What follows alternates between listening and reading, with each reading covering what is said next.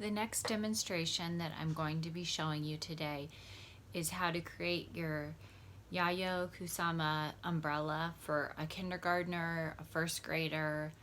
Upper grades can do it this way too if that's what they want to do, but definitely like kindergarten and first grade should try this method for their Yayo Kusama dotted umbrella. So first step, you need a piece of white paper and then a half a sheet of white paper for the umbrella. On this white paper, I used a white crayon. So I'm just going to show you the designs I drew, but I used a white crayon to do this. So you see the white cloud lines and you see dots and you see a big puddle and raindrops over here. So you would draw all of that on your big white paper with a white crayon. I'm going to do it with Sharpie on this video just so you can see it.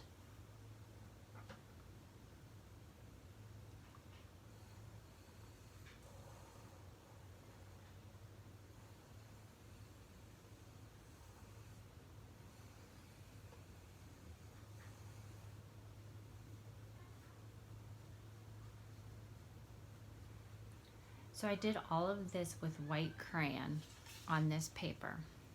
And then I got my blue watercolor out and I painted the background of this paper with a blue watercolor. When you paint with watercolors, the paint goes around the crayon.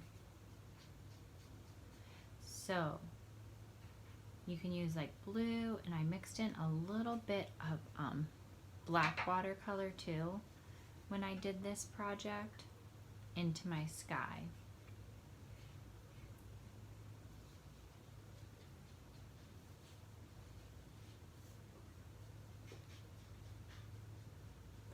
Watercolor paint resists the crayon wax, and so that's how those white lines will show.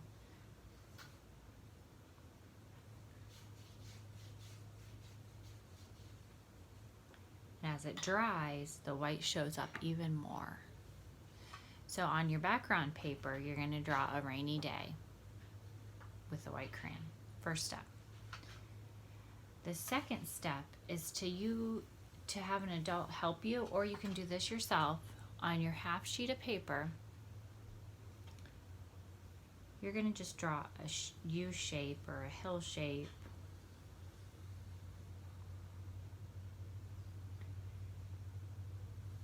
And then I drew some little hills. And then I drew stripes.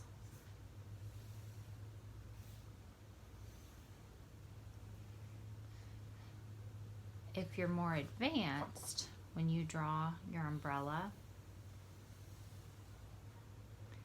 and you draw your little hills, you could make it a little bit more realistic by drawing the top of the umbrella and having the stripes go to that midpoint.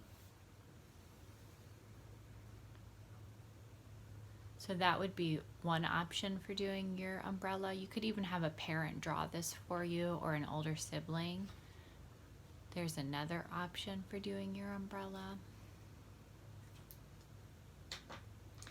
On this umbrella, the next step was to draw dots, because the artist that we learned about, she drew lots of dots. So I used crayon to draw dots, and then I painted over my dots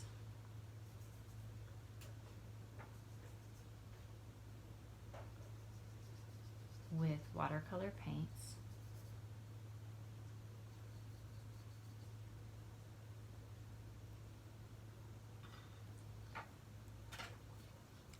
You should let it dry after you paint it.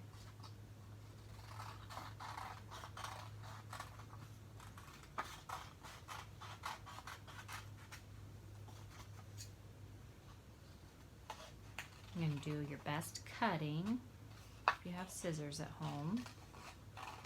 If you don't have you know, all the supplies at home. You could just use markers to color your umbrella. You don't have to paint it. So you're going to create your umbrella. That's the top. Then you can use one of these scraps, or I have a little bit bigger of a scrap next to me. I'm going to use that for the handle. For your handle, you're just going to want to draw a J. And you're going to want to trace it or draw parallel to it. So then it becomes a handle shape. You can put dots on that. The artist that we're learning about used so many dots in her artwork, so that's why I thought we could do a polka dot umbrella, especially with all the rain lately. I thought about umbrellas this week, as we had a lot of rain this past week and kind of some gloomy days.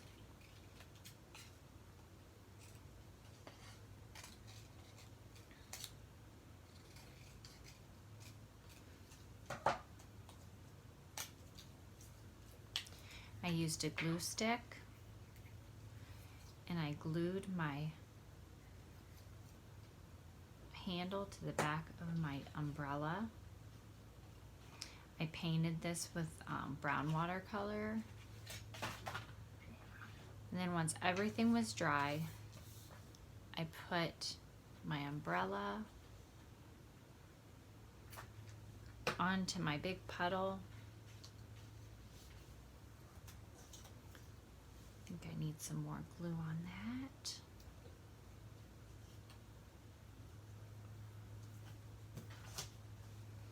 And that's how I put my puddly umbrella artwork together. This would be for kindergarten, first grade, and upper grades can kind of create this umbrella project similar to this colorful method if that's what they would like to do. Have fun making art. Bye.